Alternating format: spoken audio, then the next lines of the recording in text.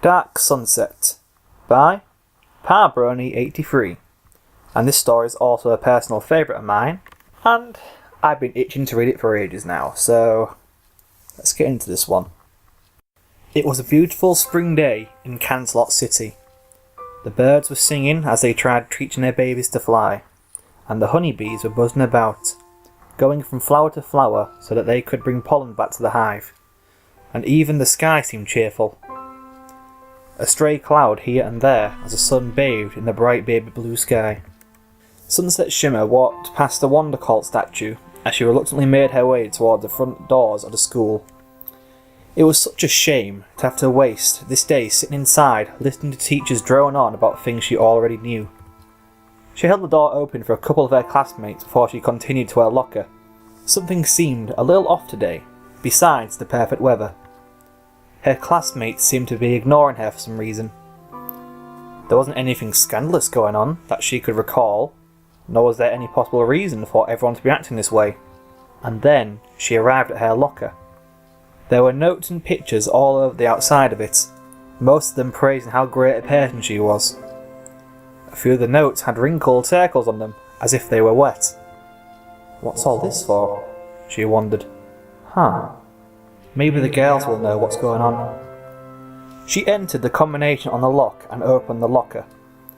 However, as soon as it opened, Sunset was buried under a wave of pictures and paper. That's a lot of fan mail, she thought as she grabbed her books and tried scooping everything up off the floor. She closed the locker and headed to the music room where she and her friend would always meet before classes would begin. As she continued to walk down the hall, she started getting confused as she thought about the events of today. There were a ton of notes, pictures, etc. in and on her locker, but yet everyone was completely ignoring her as she greeted everyone she passed by. Perhaps I should go back and read a couple of the notes. That might shed some light on all this, Sunset thought as she paused in the middle of the hallway. No. The girls are expecting me, and I'm already running late as it is. As she approached the music room, a sombre, almost sad melody could be heard coming from the inside. Sure, Fluttershy had written a couple slow songs, but it seemed odd to Sunset none of them had never written or played anything that depressing. She grabbed the door handle and paused just as she was about to pull the door open. Is that Fluttershy crying? She thought. Sure enough, as Sunset pulled the door open, she saw her pink-haired friend sitting against the wall with her head buried in her hands, sobbing uncontrollably. Rarity sat next to her and attempted to cradle Fluttershy in her arms. I can't believe she's left, Fluttershy said between sobs. For good. Oh, I know, dear, Rarity said as she rubbed Fluttershy's back. But hopefully she's doing better now than she was. What's wrong with Fluttershy? Sunset asked the others. Her question only floated through the air with no response. They, her friends, didn't even look up at her. Did I do something wrong? Sunset wondered as she stood in silence as the soft, slow and sad melody continued to play beside her. They've never acted this way towards me before. She slowly made her way over to Applejack. Representing the questioning element of honesty, surely she would tell her what happened. She placed her left hand against Applejack's right shoulder in an attempt to gain her attention, but to no avail. Was the scene as gruesome the internet made out to be, though? Rainbow asked as she paused her strumming. Fluttershy stopped in turn for a loud wail at this point, confusing Sunset further. Sunset took in the scene for another couple minutes before noticing that the final member of the group was missing. It was odd, because Twilight was never late for their pre-class meeting. Heck, even Sunset couldn't even remember anyone being late than her. So where's Twilight? Asked Sunset as she continued to be ignored. Nothing happened to her, did it? But what do you think caused her to do that? Pinkie Pie asked as she lightly tapped a slow beat in one of the snare drums. Personally, I think it had a lot to do with what happened to Twilight, said Applejack as she set her bass down. They were like two apples in the same branch. What happened to Twilight? Sunset still wanted to know. I really hope nothing bad happened to her. I'd be devastated. Suddenly, Memories of the past few days began flooding into Sunset's mind. "Are you sure you don't want me to drive?" Twilight asked before letting out a big yawn. "Yes, Twilight, look at you. You're barely able to walk because of how sleepy you are," Sunset remarked as she slung Twilight's arm over her shoulder and helped her to the car. "How was I supposed to know the movie was going to be that boring?" Twilight asked sarcastically. Let's just get you home."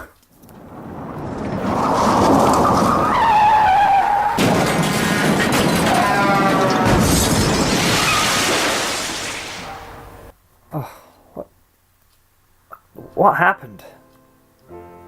Sunset said groggily as she began to regain consciousness. "Sunset, you're awake," Fluttershy said excitedly. Yeah? Can someone please tell me what in the world's going on?" Sunset said as her head tried making sense of her surroundings. "You're in the hospital, Sugar Cube," Applejack said, a notable sadness in her voice. "Why?" asked Sunset as she got a sinking feeling in her stomach. "Darling, you were hit by a drunk driver after your date with Twilight," Reddy choked out. Sunset couldn't remember the accident, possibly because her brain blocking a memory to protect her psyche. The only thing she could remember prior to waking up was helping Twilight back to the car after a boring 2.5 movie about cars that change into robots. "So how's Twilight doing?" Sunset asked shakily. The others nervously looked at each other as if to decide who should answer her question. "This isn't funny. What happened to her?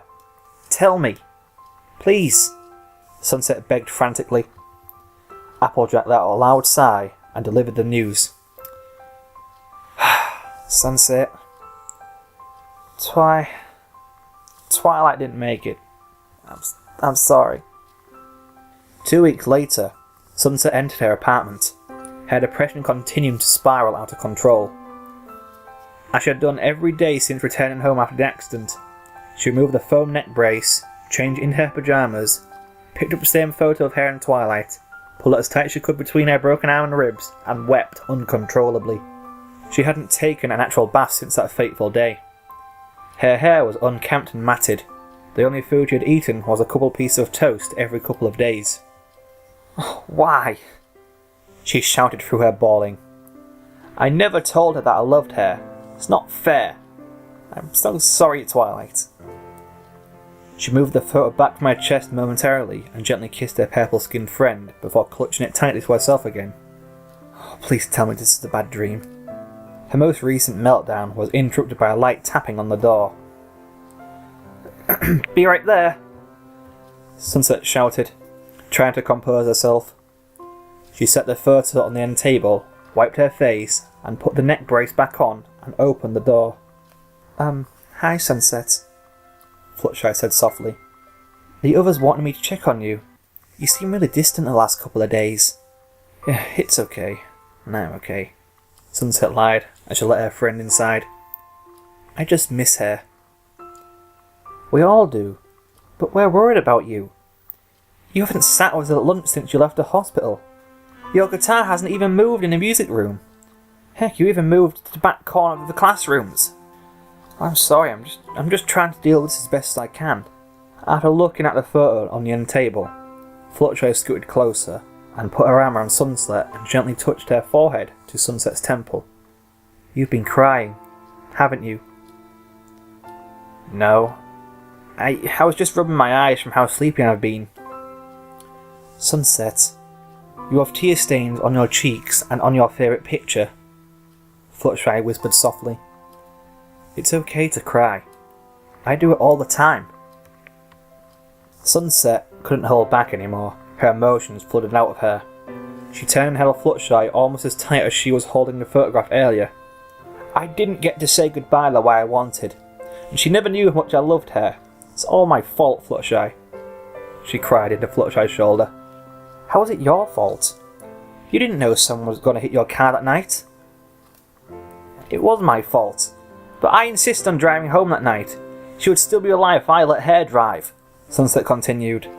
"But then that might have been the day you died," said Fluttershy, stroking Sunset's back while holding her head. "But she would still be alive, Fluttershy." Fluttershy held her guilt-ridden friend as she just continued to cry on her own shoulder. Everything's gonna be okay, Sunset. I promise. Okay? Sunset barely nodded as her crying slowly stopped. A few minutes later, Sunset went limp, signalling to Fluttershy that her friend had cried herself to sleep. She gently shifted Sunset's body so that she could be laid down on the couch. Fluttershy covered her up with a blanket and then sent out a text to Rainbow Dash requesting that she could bring a change of clothes to Sunset's apartment for her. Over the next month, Fluttershy stayed off and on at Sunset's place, helping her get back to her former self the best she could. Sunset had learned how to put up a good front at school and around Fluttershy when she stayed over, but the days she was all alone, she still went into her post-accident routine of crying while clutching a photograph of her and Twilight. I can't take this any longer, Twilight. Sunset wept. It's time for us to be together again. She set the photo on the kitchen counter as she looked through the drawers for her hobby knife. Once she had found the knife, she picked up the photo and went into her bedroom where she laid on her bed, in tears, holding the photo. I'm sorry, girls, but I have to do this. Sunset gripped the razor-sharp knife in her right hand and pulled it along the vein in her left arm before repeating the process on the other arm that she had just had the cast removed from days earlier. Her blood pulsed out of the 6-inch cuts at the same rhythm as her heartbeat. It covered her in the photo as she held it close to her heart for the final time. So, I'm dead, Sunset said aloud to herself as she suddenly noticed the long scars on her arms. She slowly turned around and left the music room.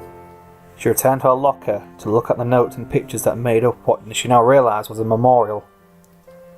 She looked closer at the couple of notes which read, Sunset, words cannot describe how much you will be missed. Always in our hearts. While I'm sad you left, I hope you're finally at peace. Then she looked at the photo in the centre with tears in her eyes. It was a photo of all 7 members of the Rainbooms. Sunset and Twilight were sitting in front of the others. Someone had drawn a heart around the 2 of them, and underneath the heart wrote the following: SS and TS. Together forever.